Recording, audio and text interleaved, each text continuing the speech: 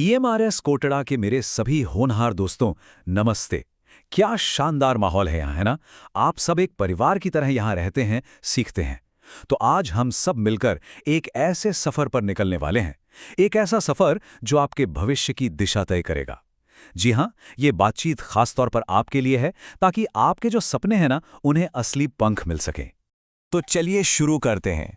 ये जो करियर का सफर है ना, ये किसी रोमांचक कहानी से कम नहीं है। और पता है इस कहानी के हीरो कौन है? आप सब। लेकिन हाँ, हर हीरो को ये पता होना चाहिए कि इस सफर पर उनके साथ कौन है और तैयारी कैसे करनी है। यही जानना सबसे जरूरी है। जरा इन्हें देखिए, ये है श्री जिंगरिनसो हंग्यो। इनकी कहानी वाकई प्रेरणा देती है। पता है क्यों? क्योंकि ये भी आप ही की तरह एक जनजातीय छात्र हैं। अपनी मेहनत और पक्के इरादे से इन्होंने नेशनल ओवरसीज स्कॉलरशिप हासिल की और आज ये दुनिया की टॉप यूनिवर्सिटीज में से एक सिडनी यूनिवर्सिटी ऑस्ट्रेलिया में पढ़ रहे हैं।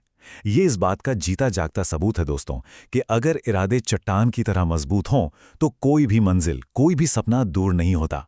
तो अब सवाल ये उठता है कि आखिर करियर की प्लानिंग करना इतना जरूरी क्यों है? क्या ये सिर्फ एक अच्छी नौकरी पाने के लिए है? नहीं, बिल्कुल नहीं। ये उससे कहीं ज्यादा है। ये अपने सपनों को एक सही दिशा देने के बारे में है। ये इस बारे में है कि आप कैसे अपने परिवार, अपने समाज को और मजबूत बना सकते हैं और हाँ, आने वाली पीढ़ियों के लिए एक मिसाल बन सकते हैं। और एक बात हमेशा याद रखिएगा, इस सफर में आप अकेले बिल्कुल नहीं हैं। आपका ईएमआरएस, ये तो आपका घर ही है, जहां आपको बेहतरीन शिक्षा और प्यार भरा माहौल मिलता है। और फिर है नेस्ट्स, यानी national education society for tribal students. ये समझिए कि ये आपका एक नेशनल लेवल का नेटवर्क है जो आपके लिए स्कॉलरशिप और नए नए मौकों के दरवाजे खोलता है। तो ठीक है, अब आते हैं इस सफर के सबसे पहले और सबसे जरूरी कदम पर, और वो कदम है खुद को जानना, अपनी असली ताकत को पहचानना। देखिए, दो शब्द हैं जिन्हें समझना बहुत जरूरी है। एक है इंटरेस्ट यानी रुचि, और दूसरा है स्किल यानी कौशल। रुचि वो है जो करने में आपका दिल लगता है, जिसमें आपको मजा आता है, जैसे कि पेंटिंग करना या लोगों से बातें करना। और स्किल वो है जो आप बहुत अच्छे से कर लेते हैं, मतलब जिसमें आप माहिर हैं, जैसे कोई प्रॉब्लम सॉल्व करना। और जानते हैं सबसे बेहतरीन करियर कौन सा होता है? वो जहां आपकी रुचि और आपका कौशल दोनों एक ही जगह मिल जाएं। 10वीं के बाद जिंदगी एक ऐसे मोड़ पर आ जाती है जहां एक बड़ा सवाल सामने खड़ा होता है। अब आगे क्या? साइंस लूं, कॉमर्स या फिर आर्ट्स? ये सवाल शायद आप सबके मन में भी होगा, है ना? और ये वाकई एक बहुत बड़ा फैसला है जिसे बहुत सोच समझ कर लेना चाहिए। तो कैसे चुने?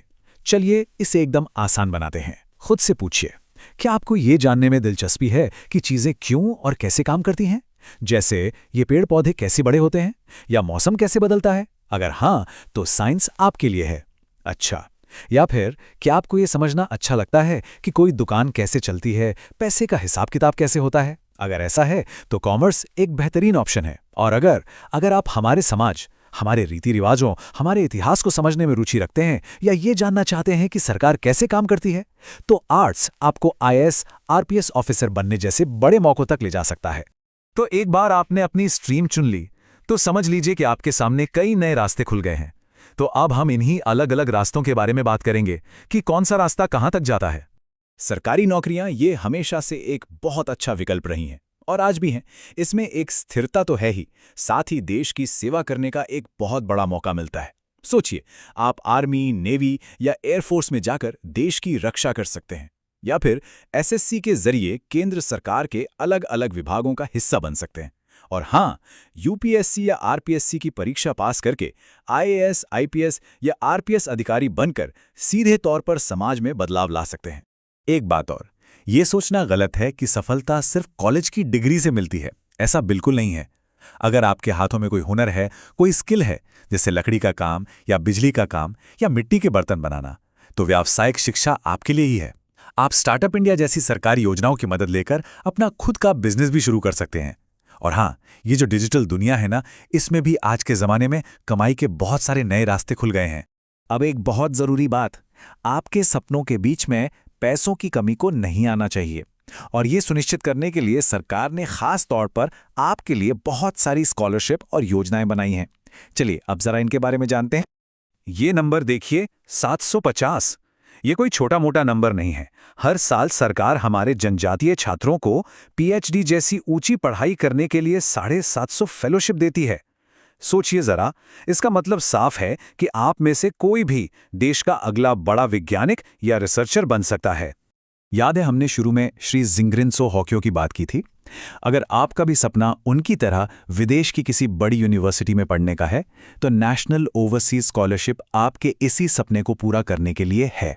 और इतना ही नहीं, अगर आप साइंस में एमएससी करना चाहते हैं तो नेस्ट स्कॉलरशिप के जरिए आपको सालाना 60,000 रुपए की मदद भी मिलती है। और देखिए, सिर्फ केंद्र सरकार ही नहीं, हमारी अपनी राजस्थान सरकार भी पूरी तरह आपके साथ खड़ी है। मुख्यमंत्री अनुप्रीति कोचिंग योजना के बारे में सुना है? यह आपको बड़े बड़े कॉम्पिटिटिव एग्जाम्स के लिए मुफ्त में कोचिंग देती है। और पोस्ट मैट्रिक स्कॉलरशिप तो है ही, जो 10वीं के बाद की पढ़ाई के लिए आपकी आर्थिक मदद करती है। तो मौकों की बात हो गई, आर्थिक मदद की भी बात हो गई, पर एक चीज और है जो इन सबसे ज्यादा जरूरी है, और वो है आपकी मानसिक मजबूती। देखिए, सफर है तो चुनौतियां तो आएंगी ही, पर जरूरी ये है कि हम उनका सामना करने के लिए पहले से तैयार रहें। खास तौर पर जब आप अपने परिवार की पहली पीढ़ी होते हैं जो इतनी पढ़ाई कर रहे हैं, तो कभी कभी मन में डर या घबराहट होना बहुत स्वाभाविक है। इसमें कुछ गलत नहीं। तो करना क्या है? सबसे पहले अपने डर को स्वीकार कीजिए। फिर जिस चीज से डर लग रहा है उसके बारे में और जानकारी जुटाइए। ज्ञान से डर भागता है। अपने बड़े लक्ष्य को छोटे छोटे आसान कदमों में तोड़ लीजिए। और सबसे जरूरी बात, अकेले मत रहिए। अपने टीचर से, अपने दोस्तों से बात कीजिए। आपका सपोर्ट सिस्टम आपके साथ है। जेईई, नीट, यूपीएससी, ये जो बड़े बड़े एग्जाम्स हैं ना, इनमें सफलता एक अच्छी प्लानिंग से मिलती है। चलिए ये 2 साल का रोड मैप देखते हैं। क्लास 11, ये आपकी नींव है। इसे मजबूत बनाना है, हर कॉन्सेप्ट को अच्छे से समझना है। फिर जब गर्मी की छुट्टियां आएं तो उन्हें सिर्फ आराम में नहीं बिताना। क्लास 11 का पूरा सिलेबस रिवाइज करना है, कुछ बेसिक टेस्ट देने हैं। क्लास 12 में आपको नए टॉपिक्स तो पढ़ने ही हैं, लेकिन साथ साथ क्लास 11 का रिवीजन भी चलते रहना चाहिए। और फिर आखिरी के जो 3 से 6 महीने हैं वो सिर्फ एक चीज के लिए हैं, प्रैक्टिस, प्रैक्टिस और बस प्रैक्टिस। जितने ज्यादा मॉक टेस्ट देंगे, असली परीक्षा का डर उतना ही कम हो जाएगा। अब थोड़ी और आगे की सोचते हैं, एक चैंपियन की तरह। एक 5 साल का विजन बनाइए। मतलब आज से 5 साल बाद आप खुद को कहां देखते हैं, सोचिए। फिर उस मंजिल तक पहुंचने के लिए एक पूरा मैप, एक पूरा नक्शा बनाइए। और हां, एक बात और, हमेशा एक प्लान बी यानी एक दूसरा विकल्प भी तैयार रखिए। इससे ना प्रेशर कम होता है और कॉन्फिडेंस बना रहता है। तो दोस्तों, हमने बहुत सारी बातें की, बहुत कुछ जाना, बहुत कुछ समझा। लेकिन अब सिर्फ जानने समझने से काम नहीं चलेगा। अब वक्त है इन सब बातों को अपनी जिंदगी में उतारने का, एक्शन लेने का। क्योंकि एक बात तो पक्की है, आपका भविष्य आपके ही हाथों में है। तो आपकी एक्शन प्लान अभी से शुरू होती है। आज क्या करना है? एक डायरी लीजिए और उसमें लिखिए कि आपकी रुचियां क्या हैं और आपके कौशल क्या हैं। अगले 30 दिनों के अंदर अपने किसी भी टीचर के साथ बैठकर कम से कम 3 करियर ऑप्शंस पर बात कीजिए। और अगले 1 साल के अंदर अपने चुने हुए रास्ते से जुड़ा कोई एक नया स्किल, एक नया हुनर सीखना शुरू कर दीजिए। याद रखिए, शुरुआत आज से, अभी से करनी है। और जाते जाते मेरी एक बात हमेशा याद रखना, आप सिर्फ एक स्टूडेंट नहीं हैं, आप अपने परिवार की, अपने गांव की, अपने पूरे समाज की उम्मीद हैं। आप वो चिंगारी हैं जिसे देखकर आने वाली पूरी पीढ़ी आगे बढ़ने का सपना देखेगी। और अंत में मैं बस स्वामी विवेकानंद के उन शक्तिशाली शब्दों को दोहराना चाहूंगा। उठो, जागो और तब तक मत रुको जब तक लक्ष्य प्राप्त ना हो जाए। आपकी मंजिल आपका इंतजार कर रही है। जाइए और उसे हासिल कर लीजिए।